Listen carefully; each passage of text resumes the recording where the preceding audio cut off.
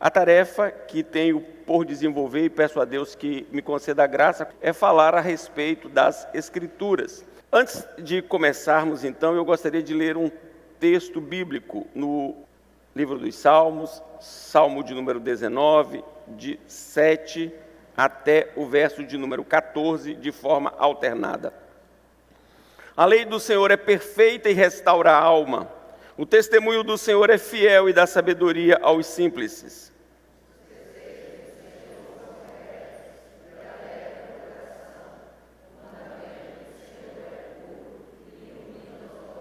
O temor do Senhor é límpido e permanece para sempre. Os juízos do Senhor são verdadeiros e todos igualmente justos.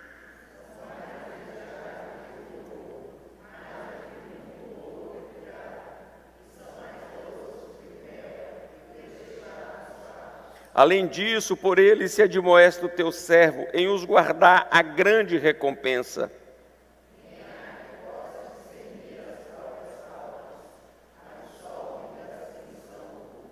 Também da soberba guarda o teu servo, que ela não me domine. Então serei irrepreensível e ficarei livre de grande transgressão.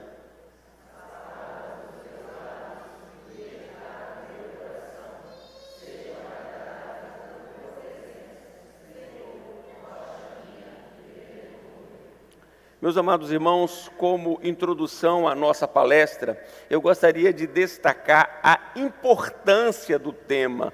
Por que devemos estudar acerca das Escrituras? Qual é a importância, qual é a relevância, o que isso tem a ver com a nossa vida, com a nossa dinâmica, com os nossos afazeres, com a nossa família, com o mundo no qual nós estamos inseridos? Essa é a primeira questão. O que é que eu vou fazer com a palestra de hoje? O que a palestra de hoje vai me ajudar na minha vida cotidiana? Eu separei aqui alguns elementos, então, para fortalecer a ideia da importância do conhecimento das Escrituras. E certamente que o pontapé inicial é a nossa salvação. Se nós não conhecermos as Escrituras, efetivamente não haveremos de conhecer a Cristo, porque Cristo se revela a nós e revela o Pai por meio das Escrituras. Então, se nós não conhecemos a palavra, efetivamente nós não somos apresentados ao Salvador. Se nós não somos apresentados ao Salvador, certamente nós não haveremos de conhecer a Deus e com Ele nos relacionarmos. Nós só podemos nos relacionar com Deus mediante a reconciliação que Ele nos propicia em Cristo, e Cristo nos é apresentado nas Escrituras. Segundo, o culto que nós prestamos a Deus. Nós, como cristãos reformados, entendemos que o culto público é o que há de mais importante na nossa existência, quando nós nos reunimos congregacionalmente, mediados por Cristo, no poder do Espírito, e adoramos a Deus em espírito e em verdade. Nada mais é mais importante do que o culto público, pois, afinal de contas, nós fomos criados. Com que finalidade? Qual é o fim principal do homem? Não é glorificar a Deus e efetivamente deleitar-se nele para sempre?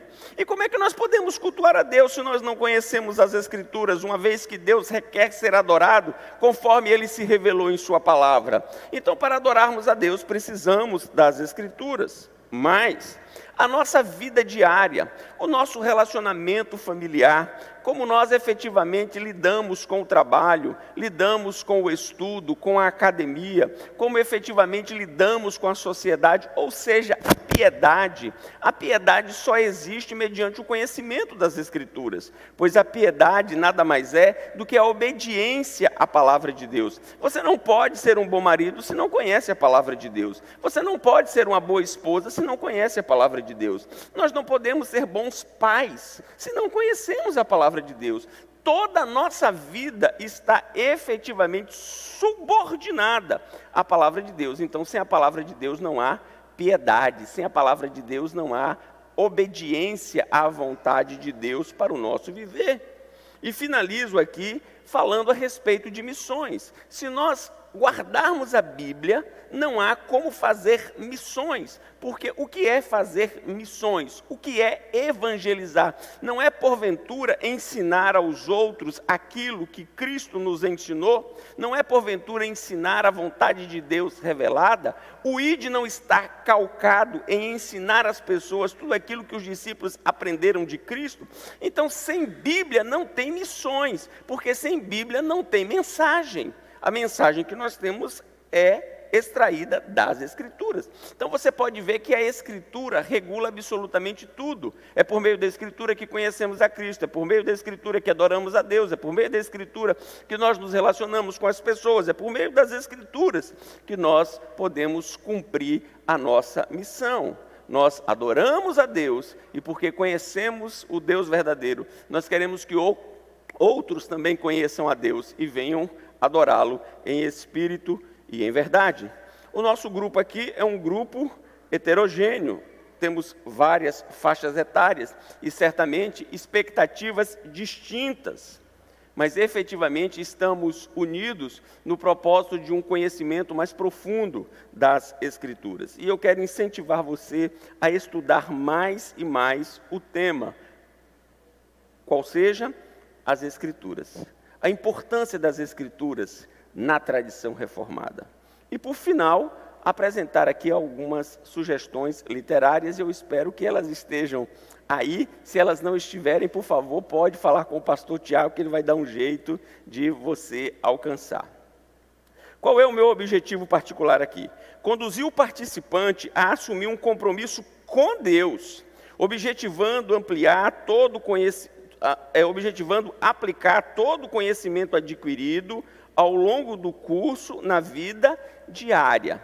Então, o meu objetivo aqui é que as duas palestras, elas sejam aplicadas na sua vida devocional e elas sejam desenvolvidas na vida comunitária. Hoje nós temos um sério problema com os estudantes de teologia. Os estudantes de teologia, eles querem informações. Os estudantes de teologia, eles estão ávidos por novidades. Eles buscam, inclusive, originalidade, o que nós efetivamente não entendemos como sendo salutar, porque não há nada de original. A Escritura, ela nos traz todo o ensino de que precisamos. Então eu e você estamos aqui hoje com que objetivo? Que o conhecimento adquirido fortaleça a nossa vida devocional, fortaleça a nossa comunhão com Deus, nos impulsione para que nós estejamos mais próximos do Senhor e para que todo o conhecimento seja aplicado e compartilhado na vida da igreja. Todo o seu conhecimento deve ser vivenciado na comunidade dos santos. Então nós vamos começar falando a respeito da autorrevelação de Deus. Deus, ele não pode ser pesquisado. Ninguém pode empreender uma pesquisa de Deus. O que nós podemos e devemos é conhecer a sua revelação. E Deus, ele se autorrevelou. Portanto, a nossa súplica não pode ser outra, senão a súplica do salmista que diz: desvenda os meus olhos para que eu contemple as maravilhas da tua lei. Se Deus não vier ao nosso encontro, se Deus por meio do seu Espírito não iluminar a nossa mente, se Deus por meio do seu Espírito não quebrantar o nosso coração, a sua palavra não fará sentido. Então nós não pesquisamos o ser de Deus, nós estudamos a sua autorrevelação. E Deus se revelou livremente. Ele não tinha nenhuma necessidade, ele não tinha nenhuma obrigação, ele o fez por amor. Quando ele se revelou às suas criaturas, ele o fez unicamente por amor e graça. Há um teólogo chamado Millard Erickson, e ele diz o seguinte: sendo seres humanos finitos e Deus infinito, não podemos conhecer Deus nem ter comunhão com Ele, a menos que Ele se revele para nós. Então a iniciativa de dar-se a conhecer foi do próprio Deus, foi Deus quem se revelou, foi Deus quem quis que você e eu soubéssemos a respeito do seu ser e a respeito do seu propósito. E como Ele fez isso? Segundo Alistair McGrath, refletindo o pensamento dos reformadores, Deus é capaz de se comunicar com os seres humanos através da linguagem humana. Então, quando Deus quis dar-se a conhecer, que linguagem ele usou para revelar-se? Foi a linguagem humana. Deus sempre se revelou valendo-se da linguagem humana. É de suma importância que nós tenhamos isso em mente. Ele usou palavras. Embora possam ser fragmentadas e imperfeitas, as palavras possuem a capacidade de funcionar como um meio através do qual Deus é capaz de se revelar e propiciar um encontro transformador entre o Cristo ressuscitado e aquele que crê. Então veja que Deus se revela por meio da linguagem humana, e a linguagem humana é constituída de palavras que, ainda que imperfeitas, é o meio pelo qual Deus se dá a conhecer. A revelação de Deus não é para satisfazer a sua curiosidade ou a minha curiosidade. A revelação de Deus, ela é sempre salvífica e santificadora. Deus se revela para dar a conhecer a sua salvação aos perdidos, e aos que foram salvos, ele sempre se revela para a nossa santificação. Por isso, nós precisamos entender o que ficou consagrado como sendo o princípio da acomodação. Nas Escrituras, Deus revela a si mesmo verbalmente sob a forma de palavras. E o que significa, então, esse princípio da acomodação? João Calvino vai dizer que a acomodação seria semelhante a uma ama que ensina o seu bebê a falar, ensina as primeiras sílabas. Então, sendo Deus transcendente, sendo Deus eterno, sendo Deus todo-poderoso, como Ele pode comunicar-se com seres criados, com seres limitados? Como isso pode acontecer? Então, Deus, misericordiosamente, Ele vai acomodar-se a nós. Então, nós não temos uma compreensão exaustiva de Deus. Nós apenas assimilamos aquilo que Ele misericordiosamente vem ao nosso encontro.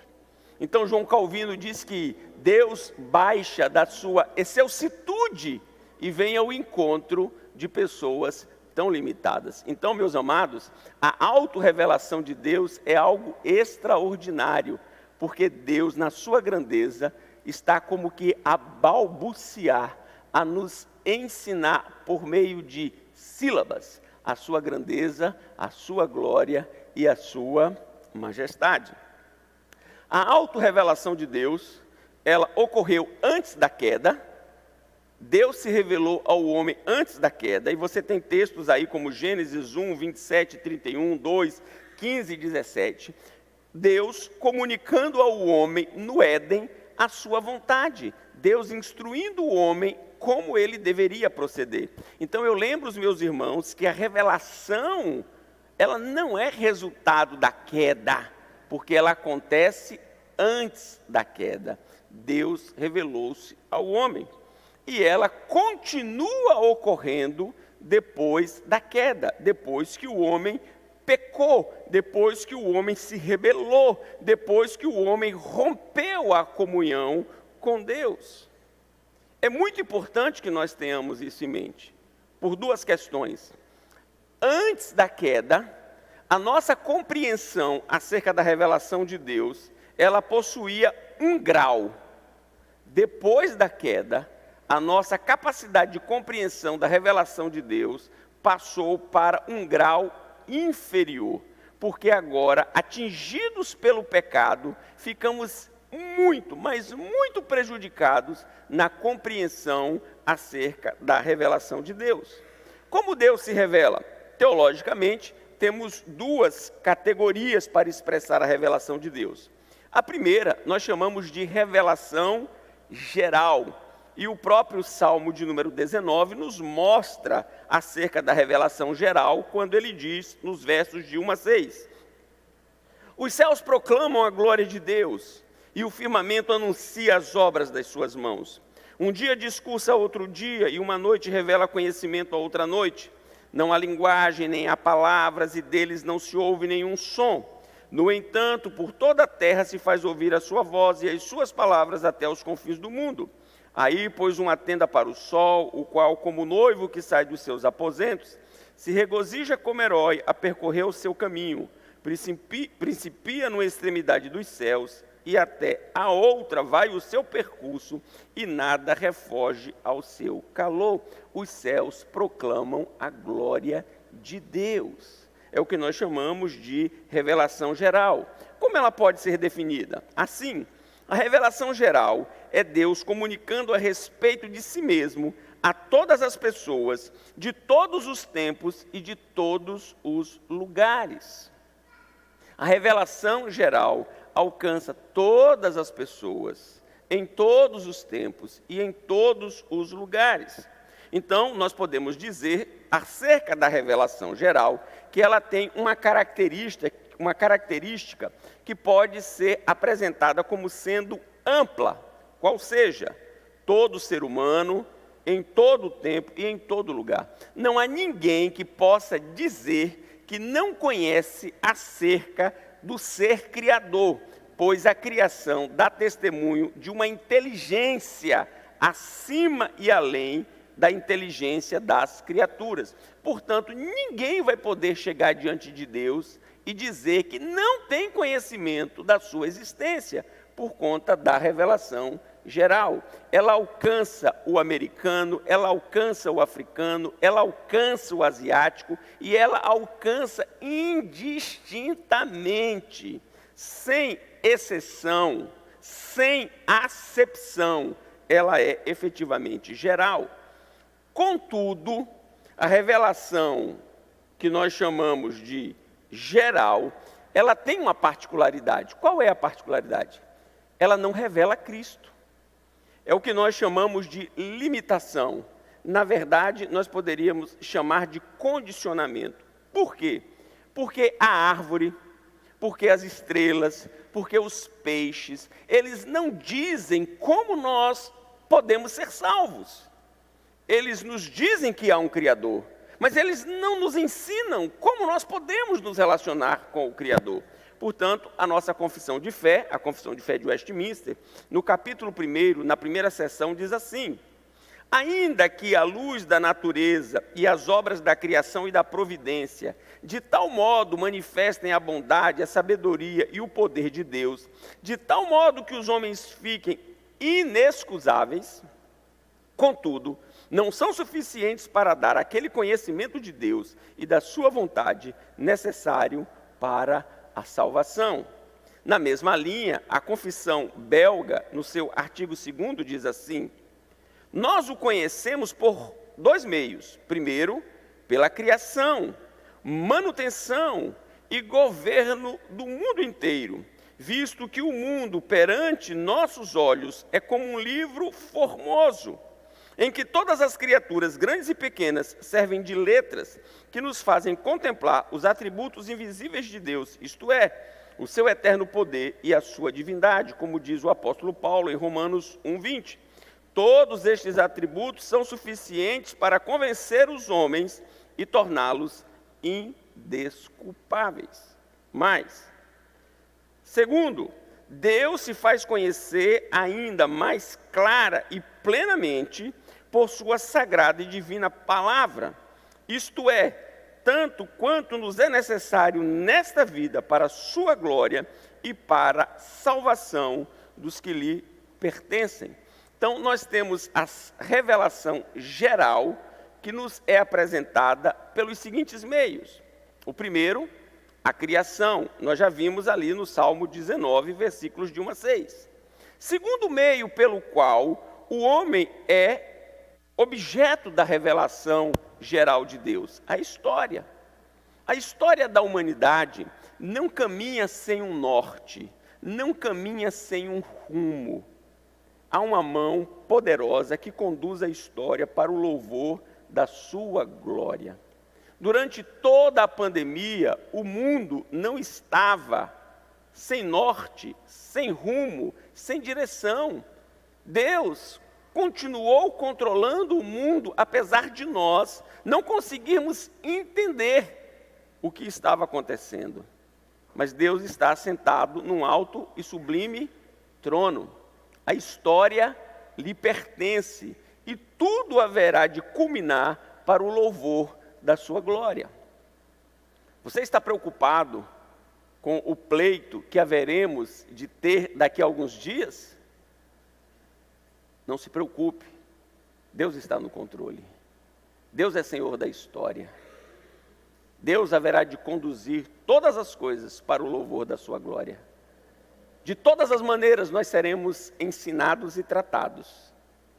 Podemos ter da parte do Senhor bênção, ou podemos ter da sua parte repreensão, mas nada foge ao seu controle. Quando a enfermidade bater à porta da sua casa, não se desespere, Deus está no controle. Quando porventura lhe faltar o emprego, não se desespere, Deus continua no controle. Quando você não tiver as respostas para os maiores questionamentos da sua alma, descanse e sossegue em Deus, pois Deus continua no controle de todas as coisas. A história, ela não é cíclica. A história, ela é linear. Ela caminha numa direção. Na direção da vontade e do poder soberano do nosso Deus. Portanto, a história nos ensina que há um ser inteligente, poderoso, sábio, glorioso, que a conduz para o louvor da sua glória. Quer no aspecto macro, quer no aspecto micro, Deus, Ele é Senhor de todas as coisas. O fato de um preletor ser convidado e não poder participar da conferência, significa o quê? Que Deus continua no controle da história. Portanto, a história é uma testemunha de que Deus conduz todas as coisas. Mas, o próprio homem, ele foi criado à imagem e semelhança de Deus. O que significa ser criado à imagem e semelhança de Deus? Significa que Deus colocou na sua criatura a sua digital. E o homem não pode arrancar a digital que Deus colocou nele. Embora o pecado a tenha afetado, tenha danificado, mas não extirpou. Em que aspectos o homem se constitui na imagem e semelhança de Deus? Primeiro, na sede que ele tem pelo transcendente. Todos os homens, todas as mulheres, em todos os lugares, eles possuem uma sede por relacionar-se com algo superior a eles. Eles não sabem o que é o superior a eles, até que eles tenham contato com a revelação sobrenatural ou com a revelação especial. Então eles continuam com sede, por isso o homem adora uma vaca, adora um rato, ele adora o sol, ele adora a lua, ele busca algo para satisfazer a sua sede. E de onde procede a sede? Procede do fato de Deus ter colocado nele a sua imagem e a sua semelhança. Mas o homem tem esperança de uma vida após a morte. Em qualquer cultura que você chegue, você vai encontrar pessoas que se recusam a admitir que tudo cessa e finda aqui. Há uma vida após a morte. Há um prosseguir. E de onde existe essa percepção de uma transcendência? Do fato de ter sido criado à imagem e semelhança de Deus. Mas o homem possui uma inclinação moral, porque Deus é um ser moral, e Deus dotou as suas criaturas de uma inclinação moral.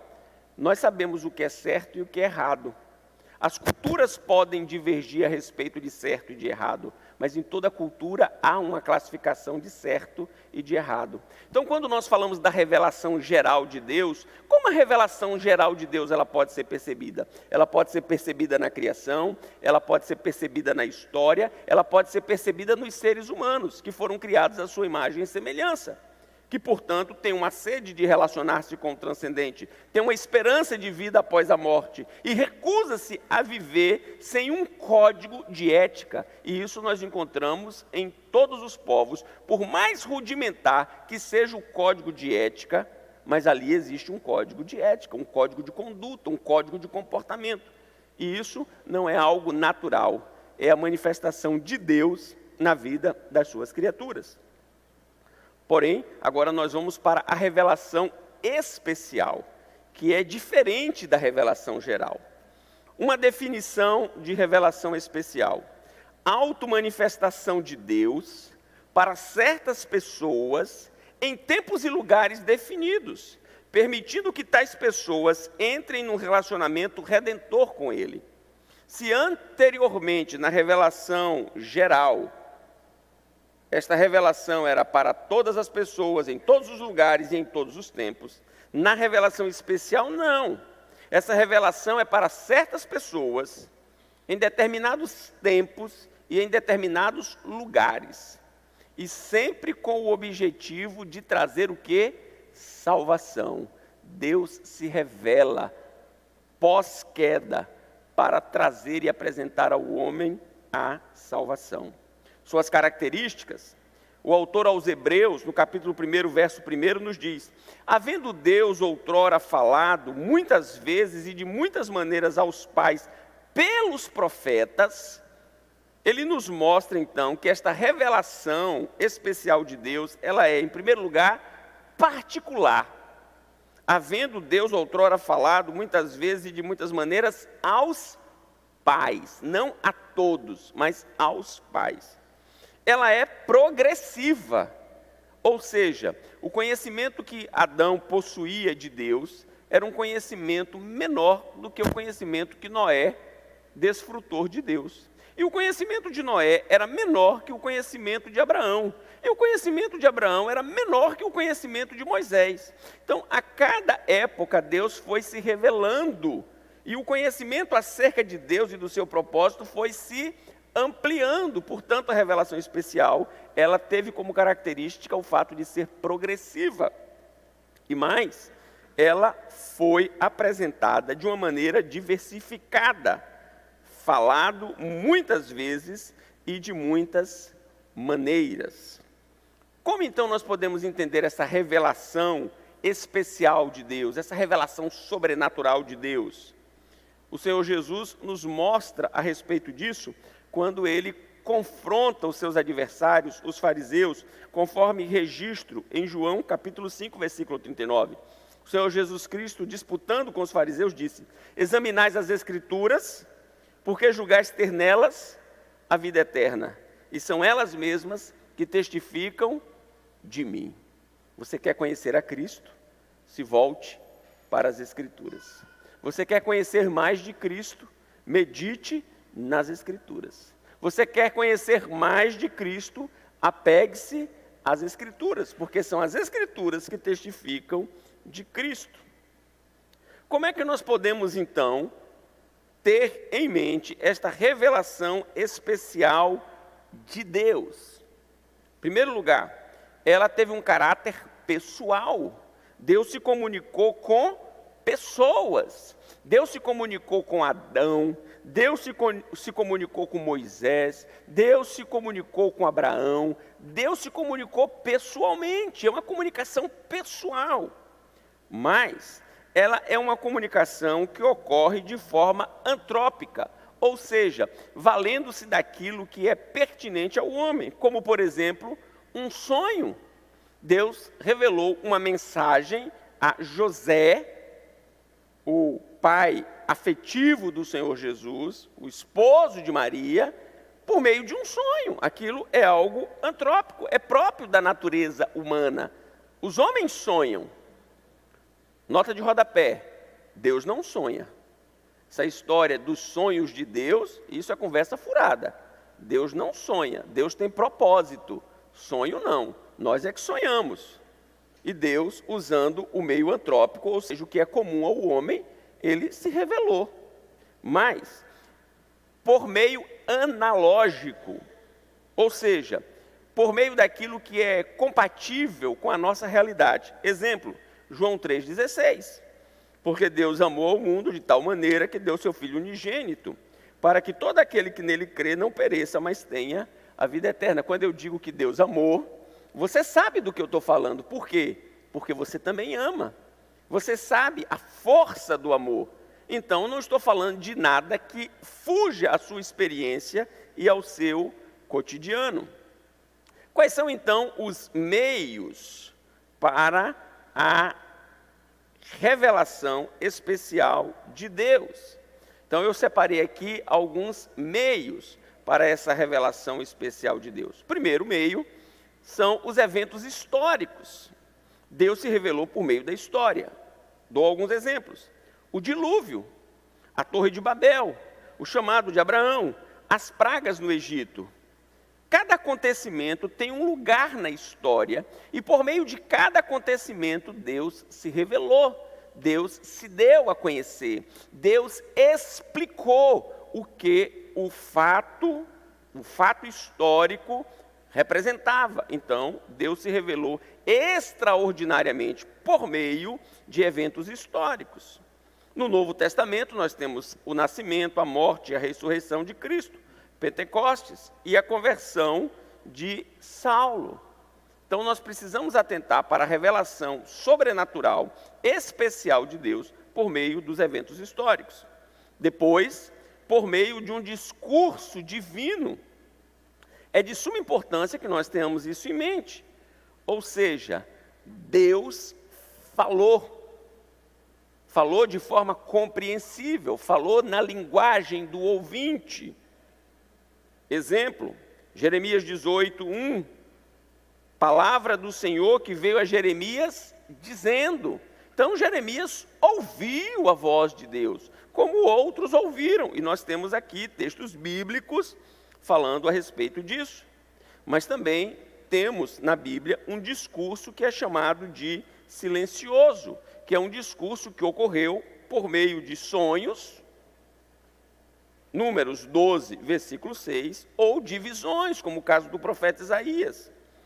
Aconteceu no 30º ano, no 5º dia do 4º mês, que estando eu no meio dos exilados, junto ao rio Quebar, se abriram os céus e eu tive visões de Deus, disse o profeta Ezequiel. Então, nós temos aqui a apresentação de como Deus tanto revelou-se de forma audível, como por meio de um discurso silencioso, sonhos e visões. Nós temos ainda as teofanias, que são manifestações do Cristo pré-encarnado. Deus revelando-se por meio de Cristo no Antigo Testamento. Vou ler aqui um texto, Josué, capítulo 5, versículos 13 a 15. Estando Josué ao pé de Jericó, levantou os olhos e olhou, e eis que se achava em pé diante dele um homem que trazia na mão uma espada nua. Chegou-se Josué a ele e disse-lhe: És tu dos nossos ou dos nossos adversários? Respondeu ele: Não, sou príncipe do exército do Senhor e acabo de chegar. Então Josué prostrou-se com o rosto em terra e o adorou, e disse-lhe: Que diz meu senhor ao seu servo? Respondeu-lhe o príncipe do exército do Senhor, Josué: Descalça as sandálias dos pés, porque o lugar em que estás é santo. E fez Josué assim. Josué não adorou um anjo, Josué não adorou uma criatura, Josué adorou a Deus. Deus manifestou-se por meio de Jesus Cristo, o Cristo pré-encarnado. E você vai ver que o relato de Josué vai ter semelhança com o relato da sarça ardente, ali com Moisés. São relatos, correlatos, para mostrar como Deus se revelou de forma grandiosa ao seu povo. Bom, falando sobre os meios, os eventos históricos, o discurso divino, as teofanias, agora eu caminho para o encerramento da revelação sobrenatural de Deus por meio da encarnação, Jesus Cristo. Jesus Cristo é a revelação plena de Deus. A Escritura é a revelação suficiente de Deus. Mas a Escritura, ela não é plena, ela não nos mostra Deus por inteiro, ela nos mostra aquilo que Deus quis nos dar a conhecer. Mas Jesus Cristo não. Jesus Cristo é Deus, da mesma substância, da mesma natureza, da mesma essência. Por isso, a encarnação é a maior manifestação da revelação sobrenatural de Deus. O que nos diz o texto bíblico de João 10:30? Disse Jesus: Eu e o Pai somos um. O meio mais completo da revelação é a encarnação. O mesmo teólogo que eu já citei, o Millard Erickson, diz assim: aqui, a revelação como um ato, junta-se a revelação como palavra. Jesus tanto falou a palavra do Pai, como demonstrou os atributos dele. Ele foi a revelação mais completa de Deus, porque ele era Deus. A revelação especial é tanto pessoal como proposicional. Deus se revela dizendo-nos algo a seu respeito. Isso é de suma importância, meus irmãos, quando nós falamos da revelação especial de Deus. Deus fala proposicionalmente. Deus não fala para que você possa fazer uma inferência a partir da sua experiência. Deus não quer que você olhe para a Bíblia e, a partir das suas percepções, chegue a conclusões. Deus, por meio do seu Espírito, quer que você olhe para a Bíblia e entenda o que Ele claramente revelou. Então nós buscamos o sentido original, aquilo que os autores disseram aos leitores e ouvintes originais, e não aquilo que as circunstâncias elas vêm nos apresentar. Então é de suma importância que nós tenhamos assim. Vou caminhando para a finalização deste primeiro bloco, para dar um intervalo, e quando voltarmos, tratarmos então a respeito de inspiração, de iluminação, de como isso se aplica na nossa vida cotidiana. Mas antes, eu gostaria de deixar algo muito bem esclarecido.